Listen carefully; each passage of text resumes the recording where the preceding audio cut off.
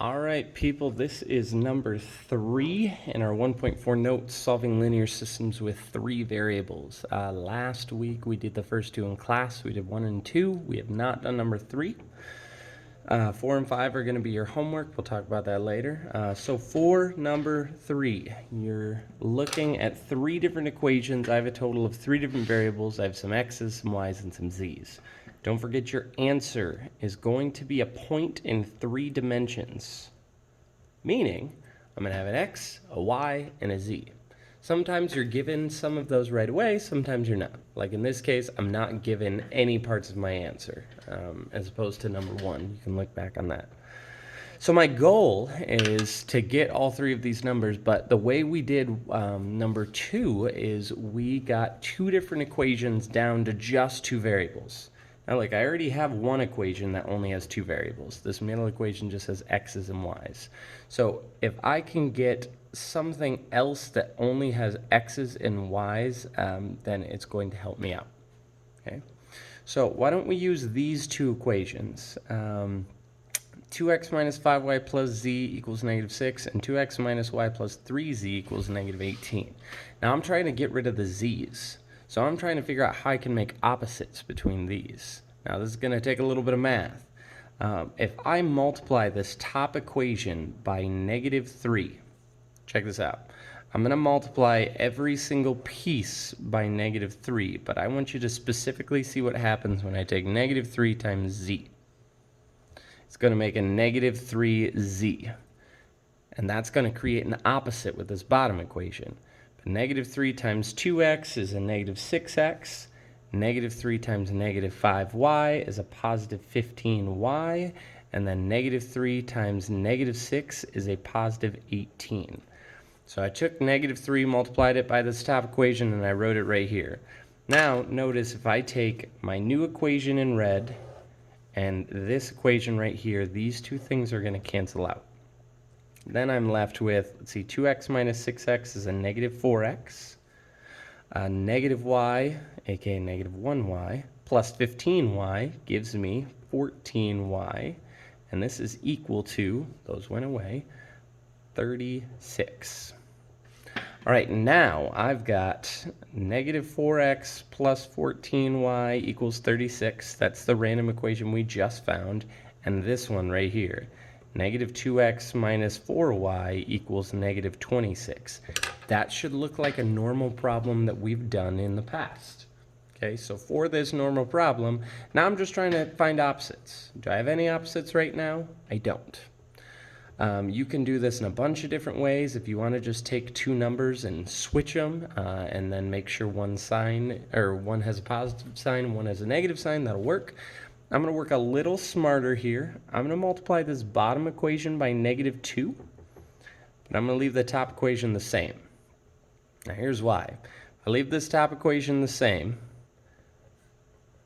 I have negative 4x plus 14y equals 36. But when I multiply this bottom equation by negative 2, negative 2 times a negative 2x is a positive 4x.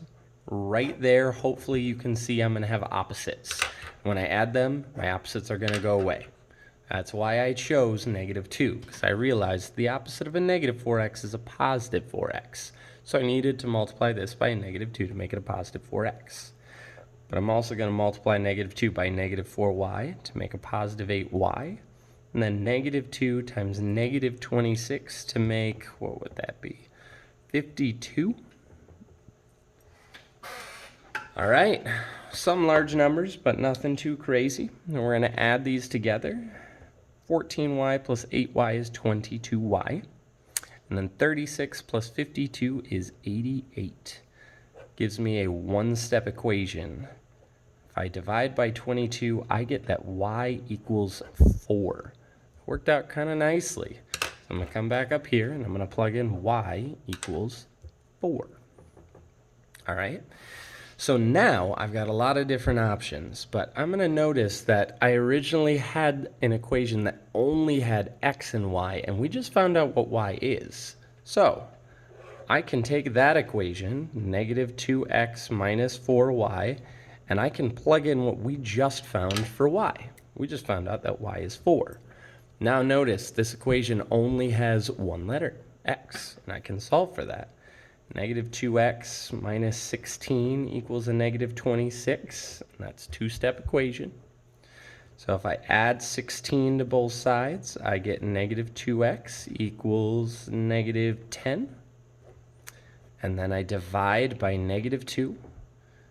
If I'm going too fast for you, don't forget this is a video. You can pause it, rewatch it all you want. Okay? And I just got the fact that x equals 5. All right, so now we have our x value, we have our y value, but we don't have our z value. A lot of different options. I'm going to take any equation that I find a z, like this one has a z right here. Okay, so I've got 2x minus 5y plus z equals negative 6, and I can just plug in what I know.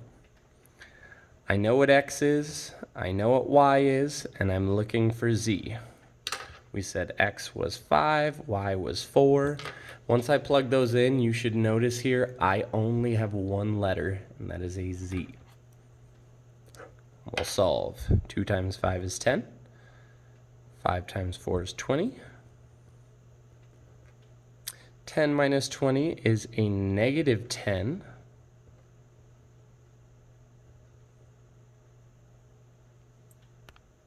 Oh, almost made a little mistake here. Forgot my negative on that 6. Okay.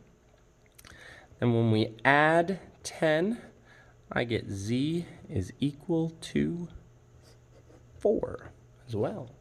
Come all the way back up here, and I get an answer of 5, 4, 4. That is my final answer. Don't forget, you can go back and into your original equations, if you ignore this one red, my 3 original equations, and you can plug this in to double check.